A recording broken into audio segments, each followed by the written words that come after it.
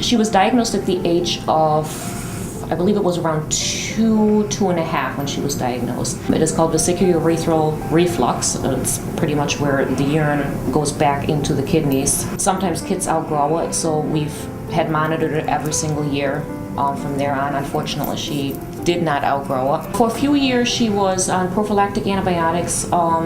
Then we were pretty much given the option if we wanted to continue it or not continue it. We opted not to continue it to see how things were going. She really didn't have a problem, but we kind of hit a point in her life where it really needed to be done to prevent further complications later on in adulthood.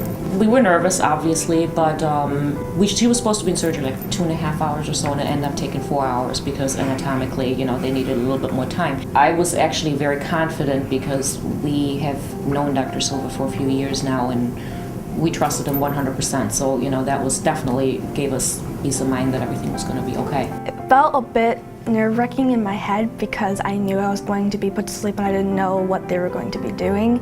But once I got a little bit more information, I was still a bit nervous, but I felt a little bit better. My name is Melissa Reciapa, and I am the Child Life Specialist. My goal here is to take care of the children's and families' emotional needs when they are in the hospital.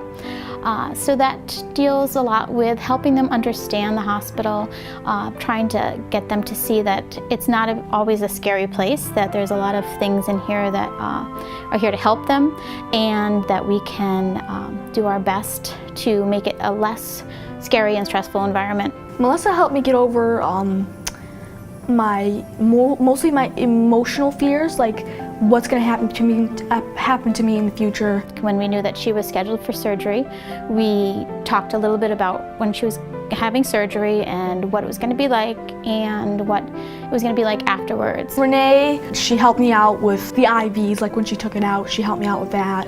She helped me get a lot of my, like they had foods there. She would, sometimes she would get me treats. She just was really reassuring to me. Ava would call me herself and just to make sure that we were here to get her through her difficult time. I think because Ava was able to establish a relationship with myself and the staff members, I think their family was a little more comfortable when they had to leave, if they had to go home and take care of their son, if they had to go to work, if they had to just even run out home to take a shower. So I knew she was in good hands, so it was not a problem at all. By keeping her local through CMN, we were able to use the advances in technology to diagnose her better and keep her here so her family didn't have to travel far away. I at least felt good that I got to see her, and I really wish she didn't have to be there. My position is funded through Children's Miracle Network, and we're very fortunate to have that because a lot of people in my position in other hospitals, the position's been cut because of budget cutbacks. I want to thank them for all they've done because they were a big part of my life, and I think that if they weren't there, I wouldn't be here doing this interview, and I wouldn't have known anything about my conditions. I would have had problems in the future about it. Knowing that I went through the experience, it might help reassure other children who have the same condition.